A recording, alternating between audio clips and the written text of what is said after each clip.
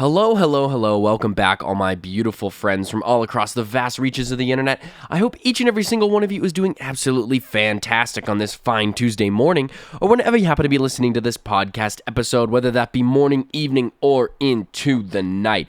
Welcome back to the Reddit Asks Us podcast, the podcast where we read and react to comments from r/Ask Reddit. I am your host, Luke Dick. Now, before we hop into the podcast, if you're listening on Apple Podcasts, Spotify, wherever else you get your podcasts, please leave us a rating and also leave us a review. It really does help out the show. So if you could go ahead and do that, that would be greatly appreciated. Remember, if you're listening, oh, sorry, I already, guys, I'm just AI. I'm just an AI chatbot. Okay, I'm malfunctioning over here, and like, little did you guys know that this podcast was literally just a training engine for ChatGPT. Like, when you first started listening to this podcast, these podcast episodes, this is just OG ChatGPT, okay? And it's just, it's just I'm the OG model, okay? And we make mistakes sometimes, okay? You got to give us some grace here, okay? It's not like computers aren't free of mistakes, you know what I mean? We screw up sometimes, but it's about sounding human. Okay, it's about mimicking humans to the point where it becomes unrecognizable. And you know what? I just messed up. So if you guys could give me some grace on that, that would be really appreciated. If you're listening to this Apple Podcast, please go ahead and do that. Remember, you can leave a comment on this week's episode by going to the description of the episode in Spotify. You don't need to be subscribed to have to Spotify.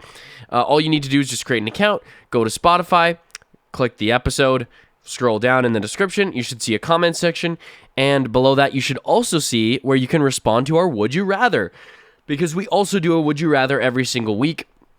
So I read out the comments from the previous week, and then I read out the Would You Rather, the results from the previous week's Would You Rather before we hop into the episode. So why don't we go ahead and do just that? Why don't I put my money where my freaking mouth is, guys? Okay, and just let's hit a couple dingers here. Let's hit a couple homers.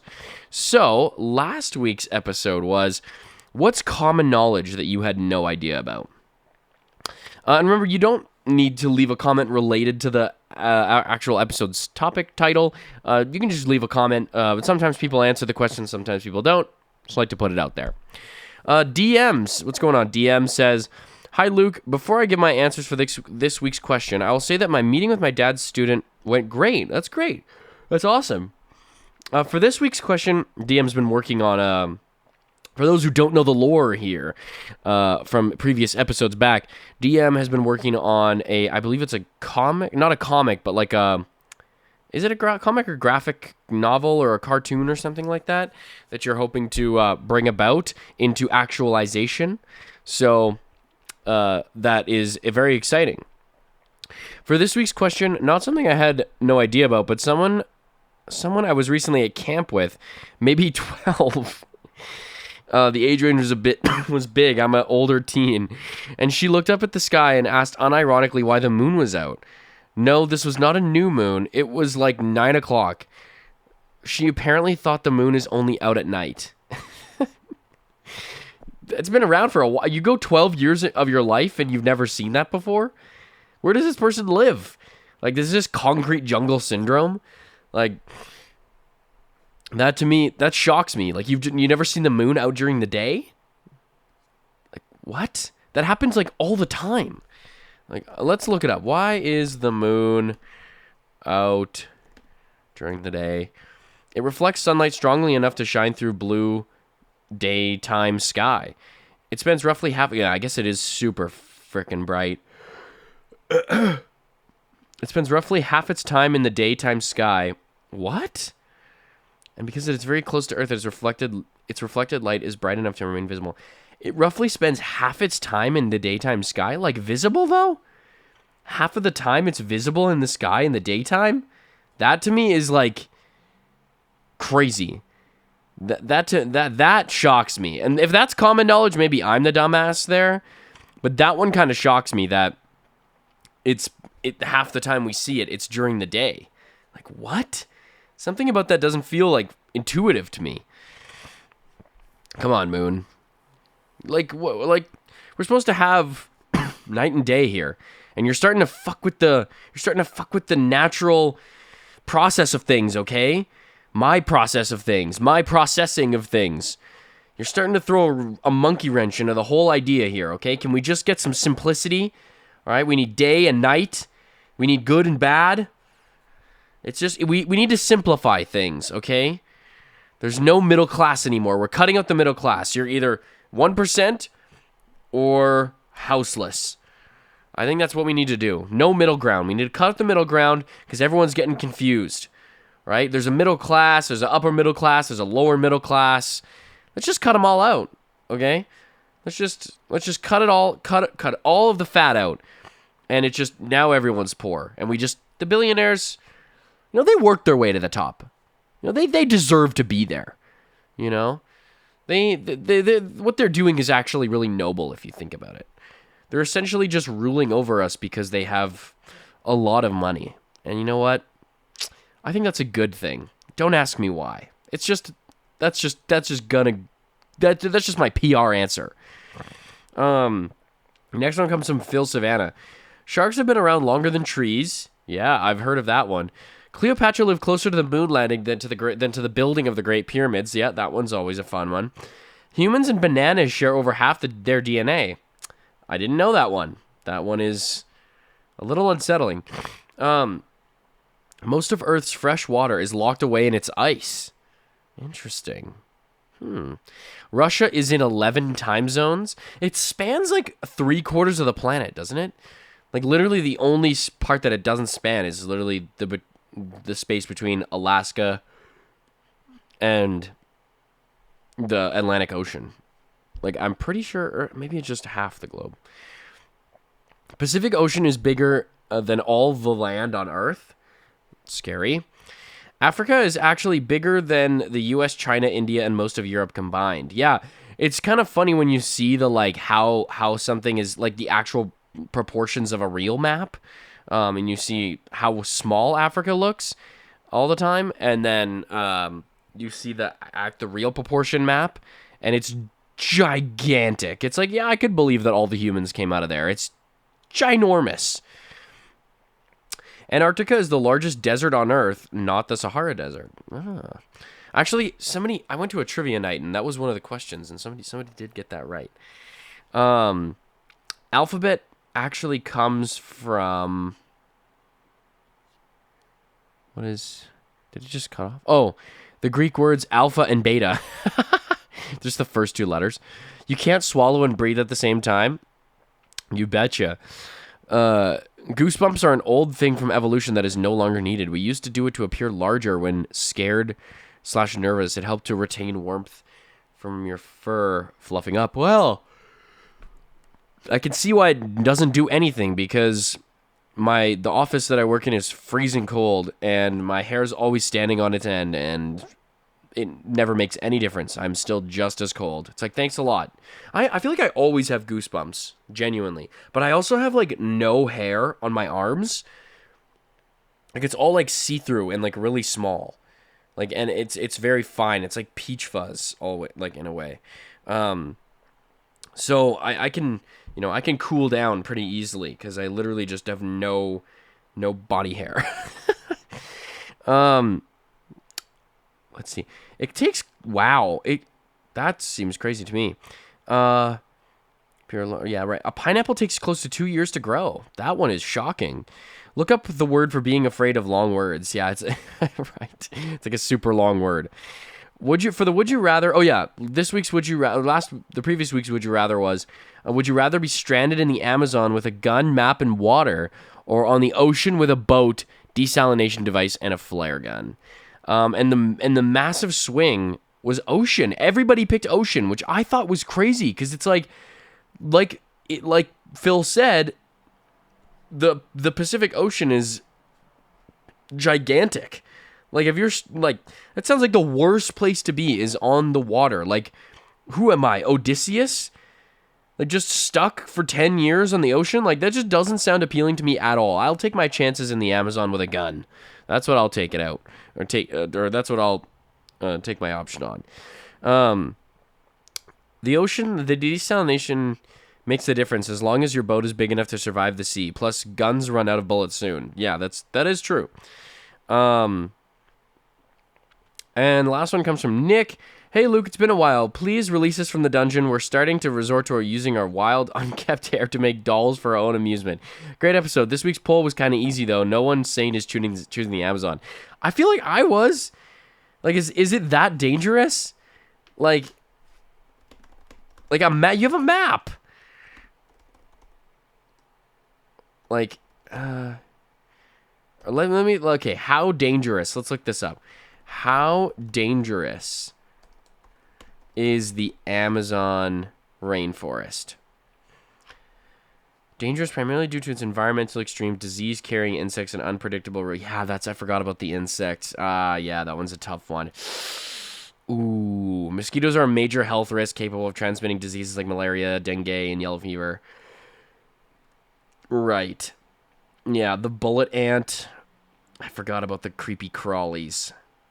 Yeah, I was more prepared for, like, jungle threats, like venomous creatures. Yeah, large predators like jaguars and and the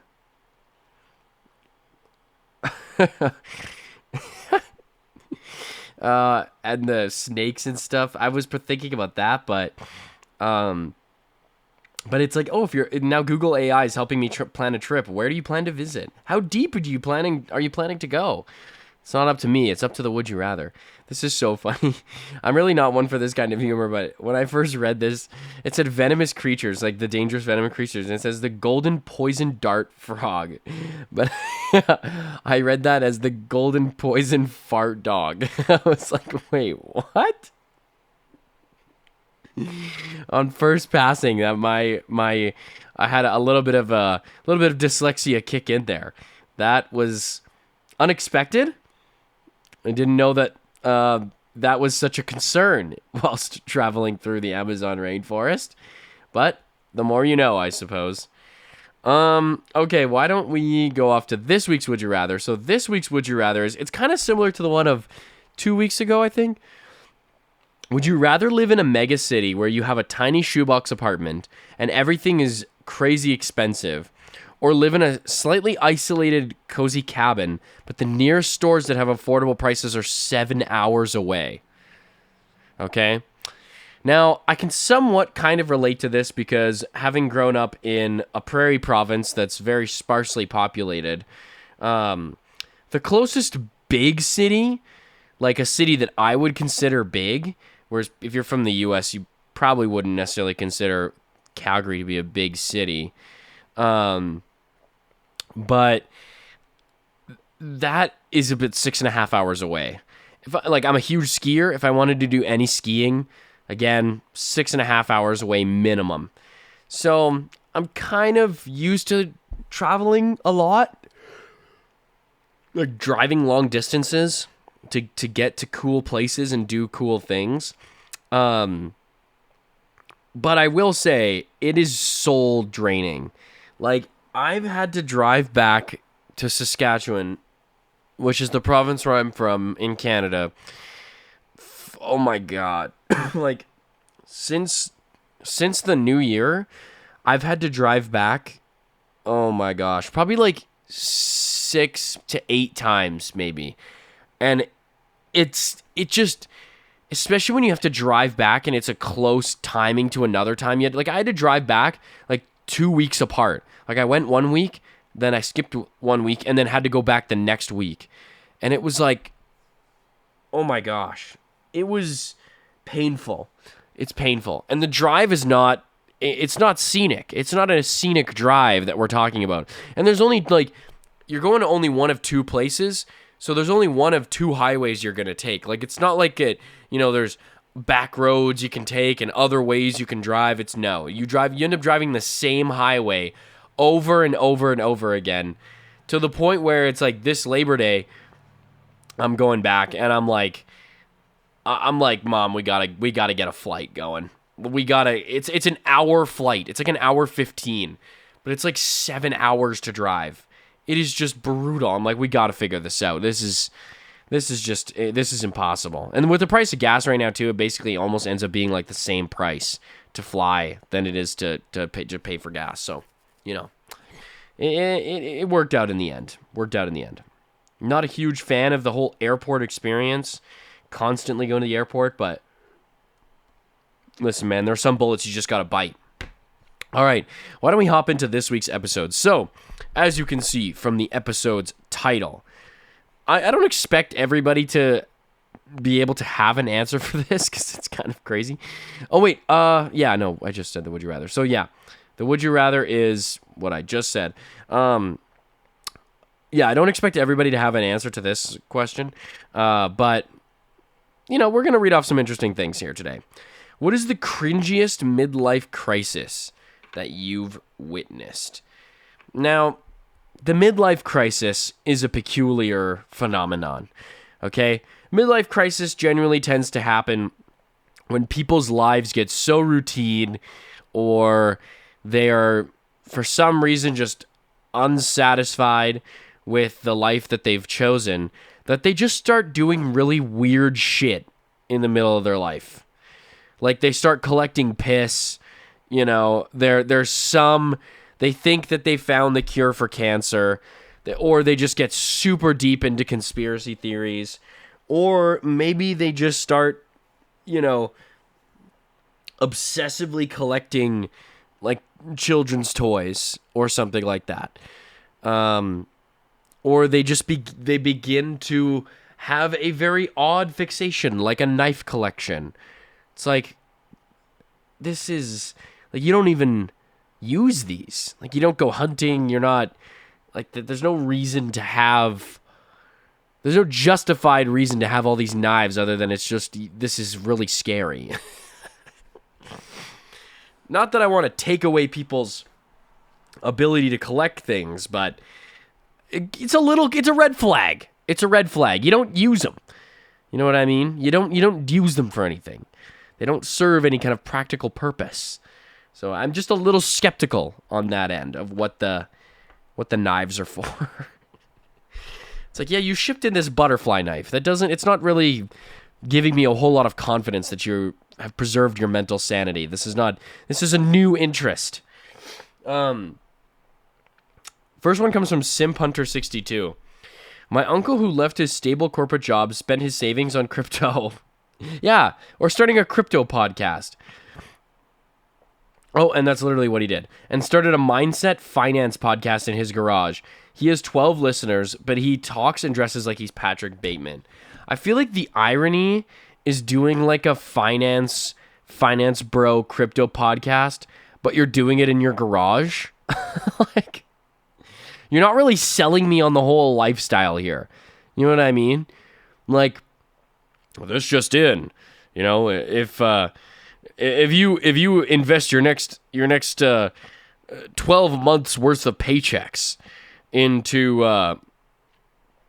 Cumcoin, then you'll be able to rise to the top.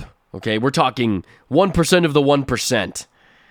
It's like, sorry, just gotta flick my garage light back on. It's time. It's motion sensitive. So he's just waving his hand in the garage.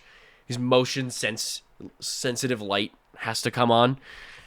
It's like the light comes on and it's just like old shoe boxes and just random, just shelves full of WD-40, random chemicals. It's like, oh, this isn't, I thought we were supposed to be like buying yachts and stuff. Like, this isn't, it's not really giving off, financially successful, the vibe here. The Finance Bro podcast.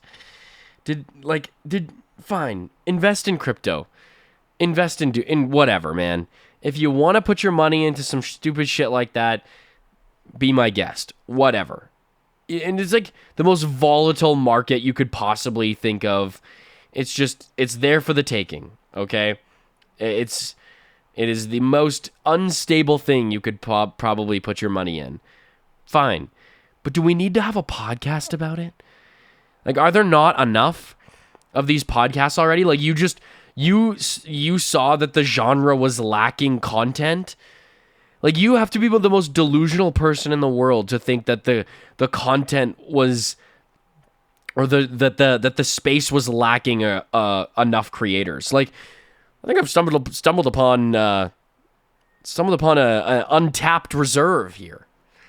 I think, like, the more and more that I look at it, nobody's talking about this. Why is no one talking about this? It's like, I think everybody's talking about. There's like a huge cultural conversation going around this like type of culture. And like, have you ever heard of like Clavicular? He's kind of like the pinnacle, quintessential person of this whole kind of charade. You know, the whole Andrew Tate thing. Like, none of that rings a bell. None of that is landing home for you. Like, it's just no. It's like you looked at the space and thought to yourself, there's a gap here that needs to be filled. Okay, we're missing a message, okay? And it's to the young men. It's to the young men. They're marginalized. They're angry at the world, and they're feeling forgotten. And I think we need to make a podcast about this. It's like, I think there's already a lot of people taking advantage of young men and the state of mind. Like, you're really not tapping into something groundbreaking. There's not a whole lot of new things to be learned in that space. And I gotta say, it's not a space that's full of empathy and love and kindness and happiness. That space generally doesn't really tend to attract that kind of crowd. It tends to be a lot of resentment, a lot of anger in the crowd, okay? It's not, maybe you're going to get a passionate audience, but, you might say one wrong thing and they're out for you. Like, they're out for your head. And it's volatile. Let's just say that. It's a volatile group of people to be appealing to. This next one comes from See Me Fail, or reply, dude, this is a guy I know. 36 years old, 2 daughters in high school, leaves an engineering job to work as a janitor to get a podcast going. Like, why do you have to be working as a janitor? Like, I don't understand. Like, why did you need to do that? Have you ever heard of NGBN Network? It was a whole group of middle-aged men doing podcasts with 12 viewers. They all got sucked in by a lifestyle coach who convinced them to all pay into this network or podcast they'd be a part of. They all interviewed each other and called themselves community leaders. This is just a cult. This is just a full-on cult. Like, it's like, yeah, and they said that if I found another person, that they would start paying me, and it would be a portion of the money that I pay up towards the person ahead of me. It's like, this is just starting to sound like a pyramid scheme kind of thing. Like, this is like you're doing multi-level marketing here. It's like, yeah, I just repost his clips online and he makes a lot of money, and I just he just shouts me out sometime. It's like, okay, but if he's shouting you out over stream, like, what are you gaining from that? Like, it sounds like he's gaining a lot because it's just forcing people who watch his stream to just go back to the clip channel that you're making, which makes him money. So I don't really see how is this helpful for you? What are you getting out of this? Knowledge, man. I'm seeing through the veil, dude. You just can't see through it. You're just blind. And that's fine. You can be blind. But just know there's going to be consequences. It's like, okay, I'll take my chances there, brother. It was all that believe, conceive, achieve bullshit, where they just needed the right mindset, a growth mindset, and everything would just fall into place. A growth mindset. Is that what we're missing? With all the problems in the world, inflation, the new trade war that's going on, especially between the United States and Canada, and really the United States and every other country. Rising prices of food, the the general deterioration of Western society as we know it. I think it's just because we haven't adopted the growth mindset. I think if we just take a moment and stop and think about it for a second, if we all just adopt like a growth mindset, we could probably overcome this. You know, we could probably all just be thriving and prosper if we just adopt that. If we just break out of the 9-to-5. Guys, let's just get unconventional with it. Okay? Like let's just do something different. Let's go against the grain. Has anyone ever thought about that? Going against the grain? You know, just thinking for yourself. It's like, okay, dude, this is a lot of buzzwords going on around, a lot of buzz phrases, a lot of catchphrases here. Not a whole lot of substance, my man. Like, there's not, like, okay, you're telling me to go against the grain. What does that mean? Like, it sounds a lot to me like swimming upstream, which is really hard. Like, next to impossible and actually counterproductive. That is so funny. The phrase going against the grain is just an interesting one for me when it gets adopted by these people. Because it's like another way of saying that is just to make life harder for yourself. Like, do we really need to do that? Like, I think we're fine. I think we just need to maybe just shift the grain, you know, maybe realign the grain.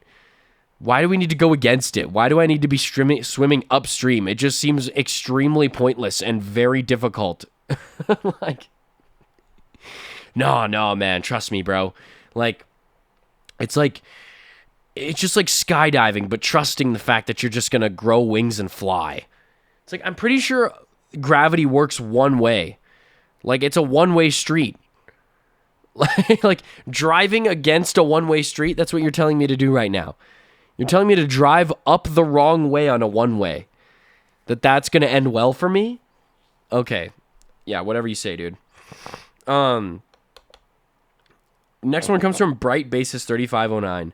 I knew a guy who built his skateboard and went out to skate a waxed curb doing slides and stuff. Then he broke his wrist and then my wife took my skateboard away. This is him. Wait, a waxed curb? What is this? What is a waxed curb? I feel like I'm not involved in the skateboarding world. Waxed curb. Waxed crub. Waxed curb. Or was it you just, like, you got a newly waxed board? How to wax a curb. Wait, what? Waxing a curb for skateboarding reduces friction on your board and truck slide. Is this just talking about waxing your skateboard? Why is it called waxing a curb? How to make the best slappy curb ever. This is so weird. That sounds oddly sexual. Want to get that slappy curb? No. How to prepare and wax a curb and skate it. This is just something I just do not understand the terminology here. The Reddit post, how to wax a curb from 2017. That feels very 2017. Bro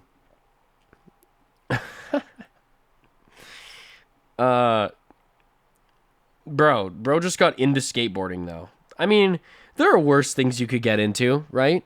Other than skateboarding. You know what I mean? I wouldn't recommend it. I wouldn't necessarily call skateboarding a young man's sport. You know what I mean? It seems like it would be extremely hard on your body. Like, you're just taking falls on concrete. Like, I feel like playing 37U football is a better idea than getting into skateboarding when you're 40. Like, you know, have you ever seen those clips on Instagram of the 37U football? We're talking about, like, American football. It's these old ass dudes just joining the under 37 league or whatever. Just a bunch of dudes in their mid to late 30s, or is it over 34? I can't remember. But it's a bunch of old ass guys playing football, tearing their ACLs, meniscuses, patellar tendons, LCLs. It's just that's just what they're out there to do. Like, it's just they're just trying to go out on a nice Saturday afternoon to just get a casual season-ending injury. to get a casual, like, fully, what is the word I'm looking for? Devastating, crippling injury as a 40-year-old for just, like, no reason. Like, this seems a lot what skateboarding is to me. Like, I know you can wear the elbow pads and the knee pads and whatnot, but I really don't think that's going to protect your 40-year-old bones and muscles and body. Like, I feel like you're leaving with a pretty gigantic set of chronic issues after that. Like, you know, I don't think, like, when you fall on your shoulder after you've just been, like, skateboarding through a abandoned pool, you know, at, like, whatever, 30 kilometers an hour, 40 kilometers an hour, and you pop out of that thing and you just land directly on your shoulder. I can't say that's ever going to feel the same.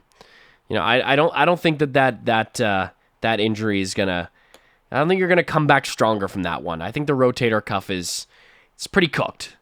Dislocating your shoulder at 40 is never a great sign of good things to come, you know, for your body physically. Oh, man. Like, why not get into, like, canoeing or kayaking? That's, like, normal. That's, like, an extreme... It's not... I wouldn't necessarily say extreme sport or anything. It could be. But, like, get into kayaking. It's pretty chill. You know, my parents like to kayak. I enjoy a good kayak from every once in a while. Nothing wrong with it. It's very tame, very benign, very fun. You know, even if you can get a little downriver action going and it carries you along, it's quite exhilarating, actually. But yeah, I can't say it's I can't say the same for skateboarding. Next one comes from Junior C 3271. My dad had a phase when I was in high school, so peak teenage angst, when oh no, where he decided he was sick of people pushing him around. So he shaved his head, grew some fuck-ass goatee, and started wearing trench coats. It was not well received. I don't understand the rationale here. Like, your goal is to become evil Robert Downey Jr.? Like, that's the solution here? How is this standing up to people pushing you around? You just look like a comic book villain? That's the way to go about doing this? That's going to solve your problems. You're not actually going to stand up to anyone. You just are going to try to look like you do. That way, if anyone tries to push you around, it's going to happen still? Like, I don't know what the end goal is here, is of just looking more menacing. Like, the people who are pushing you around probably have some kind of level of control over you, like it's a boss or something. Like, you think you're just going to show up to work the next day with the goatee, shaved head, and your boss is just going to stop treating you like shit? Your boss is just going to be like, holy fuck, like, I made a big mistake here. I'm that goatee is menacing. That is, I'm truly, my britches are soiled. I can't believe I've been making this mistake all these years. This is, I hope you can possibly forgive me for this grave trespassing I've put amongst you. This is, I've seriously screwed the pooch on this one. I need to rethink my behavior and actions. It's like, I don't really think that's gonna go down very well. I bet your boss was probably just like, what's up with the fuck-ass goatee? Like, if your boss sucks and he's pushing you around, your boss sucks and he's pushing you around. I don't really think that your goatee is really shifting the tides here. If someone's an asshole, they're just an asshole. They're probably just gonna make fun of you. Like your son. Like, just being like, yo, what's with the fuck-ass goatee, you loser? Like, maybe just get a new job.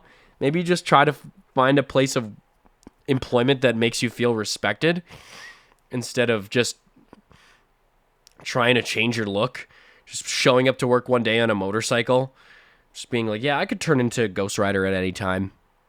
Yeah, flames coming out of my skull, you know, the studs on my leather gloves just becoming spikes. You know, I'll grow a pair of brass knuckles. Like I won't even, like it's not even like I'll wear them. Like I just grow them. That's how sick and dope I am now. Life has really turned around for me ever since I grew that goatee. Like, okay. Next one comes from I Be Like Ugh. The mom of an old high school friend started dating one of his friends. Oh, great look. Oh, that is a tough one, bro. Bro is quite literally having sex with your mother. Huge mid-40s woman dating an 18-year-old, was grooming and feeding all these young guys drugs, became obsessed with ayahuasca, and ended up a shaman in South America for a few years. He had to return because of the COVID pandemic. Now I think she is a music teacher. Wait, so she became obsessed with ayahuasca and ended up a shaman in South America? I thought it was like all these 18-year-old guys. They're just... they just all become shamans, which I wouldn't put it past them. That sounds like a very 18-year-old thing to do. Just feel like you know the answers to the sacred book of the universe and become enlightened. Meanwhile, you're literally just tweaking the fuck out on DMT. Like, I just want to let you know, man, that doing a lot of DMT doesn't just replace knowledge of the world. You know what I mean? Like, it doesn't... You just being spaced the fuck out on salvia doesn't give you this secret key to the universe. You know what I mean? Like, it's not... You don't have... Like, you're not going to be provided with some sacred knowledge that all of us just are, you know... We're just too blind to see. You know what I mean? I think it's just... You're just turning yourself into a paranoid schizophrenic. Like... You know what I mean? It's just not... If you become more spiritual as a result, that's fine. But I feel like that never happens with these people. It's always one or the other. People who become obsessed with psychedelics, they literally just turn insane. They just go crazy. Like life just does not, regular life does not make sense or compute to these people anymore. It's like you've just be like minus one person who's become a productive member of society. Like, people also don't realize too that people who become obsessed with this kind of stuff often just become so absorbed in it that it ends up being extremely self-absorbed and selfish and really self-important. Like, people believe they're self-important because they believe they have the answers and they just want to get you hooked on it. It's like, dude, I don't want your freaking secret sauce over there, okay, dude? I'm pretty fine, okay? I can see...